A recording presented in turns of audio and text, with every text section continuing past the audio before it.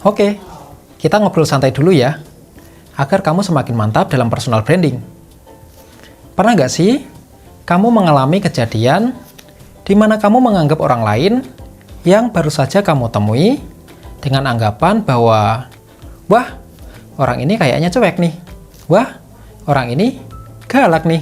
Wah, anak ini pastinya pemalu. Wah, nih orang pasti culun. Dan anggapan-anggapan lain yang belum terbukti kebenarannya. Dan lama-kelamaan setelah kita kenal lebih dekat dengan orang tersebut, ternyata anggapan kita selama ini salah tentangnya. Yang kita anggap galak, ternyata anaknya ramah banget. Yang kita anggap pemalu, ternyata jago banget kalau ngomong di depan umum. Pernah ngalamin? Kalau pernah, hal itu wajar kok. Karena saat pertama kali kita melihat seseorang, kita hanya mendapatkan setengah informasi dari orang tersebut. Dan setengahnya lagi, kita isi dengan anggapan kita, yang hanya melihat dari tampilan luarnya saja. Dari sinilah, mengapa sering terjadi salah paham. Orang yang ramah dikira jutek, orang yang friendly dikira galak. Dari sinilah, salah satu alasan mengapa kita perlu personal branding. Agar orang lain nggak salah paham terhadap diri kita. Agar mereka tahu bahwa kita adalah orang baik dengan kemampuan tertentu. Dan kita akan membangun personal brand kita melalui konten. Setelah menonton video ini dari awal sesi hingga sesi ini, mungkin akan muncul pertanyaan, apakah membangun personal brand hanya bisa dilakukan melalui konten? Jawabannya, tentu tidak. Kita bisa melakukan personal brand dengan melakukan apapun. Yang pasti, harus ada yang lihat. Karena di era digital ini, cara paling murah dan mudah agar kita bisa dilihat banyak orang secara luas adalah melalui konten di media sosial. Maka dari itu, kita akan membuat konten. Oke, kita akan bahas lebih lanjut tentang konten, khususnya konten video. Dalam membuat konten, pastikan konten kita bisa menghibur, menginspirasi, mengedukasi, atau gabungan dari kedua atau ketiganya ya. Contohnya, seperti kontennya Bang Panji Pragiwaksono tentang stand-up komedinya. Di sana kita bisa lihat di mana beliau bisa menghibur lewat komedi, namun tetap ada edukasinya. Dan beberapa yang dibahas telah menginspirasi banyak orang. Untuk membuat konten yang bisa menghibur, menginspirasi, dan mengedukasi ini, kita bisa membuat kontennya mulai dari apa yang kita suka, yang lagi trending, yang kita kuasai, dan gabungan dari kedua atau ketiganya. Untuk membuat konten dari apa yang kita suka, kita bisa tanya pada diri kita sendiri. Untuk konten yang trending, kita bisa cari info yang lagi ramai dibicarakan. Untuk konten yang kita kuasai, kita bisa belajar dan berlatih terlebih dahulu. Dari apa yang kita sukai, kita kuasai, dan trending, kita bisa membuat kontennya ke dalam beberapa jenis konten, seperti konten review, listicle, how to, vlog, drama edukasi, dokumentasi, storytelling, dan teman-temannya. Mungkin dari sini akan ada pertanyaan, jenis konten apa sih yang paling efektif untuk personal branding? Jawabannya, semua konten efektif untuk personal branding. Tergantung kesan apa yang ingin kita bangun dan cara menyajikan kontennya. Oke, agar lebih mudah dalam membuat konten, kita bisa membuat daftar judul video yang banyak dulu ya. Cara membuat daftar judul yang banyak, kita bisa mulai dengan menentukan topik inti konten yang akan kita bahas. Minimal 5 ya. Dalam menentukan topik inti, pastikan kita sudah menentukan anggapan yang ingin kita bangun terlebih dahulu. Karena tujuan kita membahas topik inti ini adalah untuk membangun anggapan tersebut.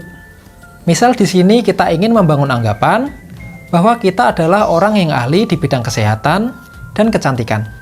Maka, topik inti yang bisa kita bahas adalah makanan sehat, olahraga, produk kecantikan, alat kesehatan, alat kecantikan, psikologi wanita, dan teman-temannya. Dari topik inti ini, kita akan cabangkan menjadi banyak judul video. Dan judul video inilah yang akan kita buat konten videonya sesuai jenisnya. Misal di sini kita akan ambil topik inti makanan sehat. Dari topik inti ini, kita bisa membuat video review dengan judul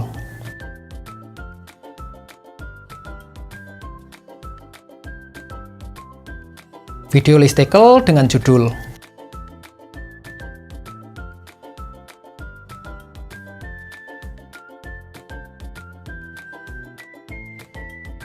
video how to dengan judul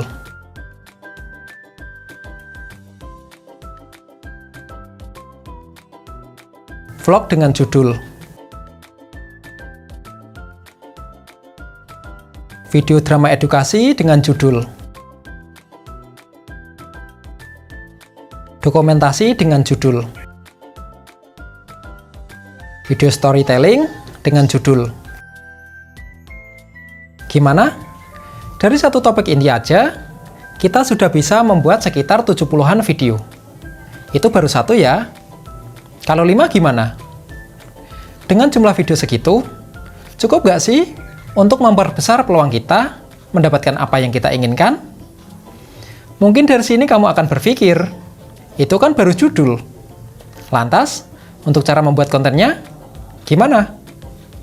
Nah, untuk yang itu, kita akan bahas di sesi berikutnya.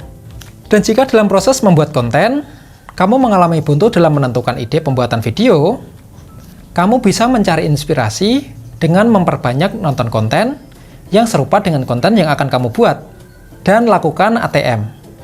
Amati, tiru, dan modifikasi. Sesuaikan dengan gayamu sendiri dalam menyajikan konten ya, agar terkesan unik. Oke, yang tak kalah penting, ada baiknya kamu juga paham dengan formula konten viral ya. Karena jika kamu paham dengan formula ini, dan kamu sudah menemukan pola yang tepat untuk kontenmu, maka kamu bisa melakukan personal branding dengan biaya yang sangat jauh lebih murah, tapi dengan dampak yang begitu besar terhadap personal brandmu.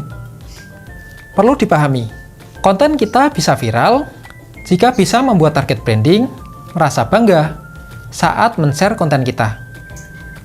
Mudah diingat oleh target branding, merupakan topik yang sedang populer, mengandung emosi seperti membuat kagum, tertawa, terhibur, bahagia, dan marah.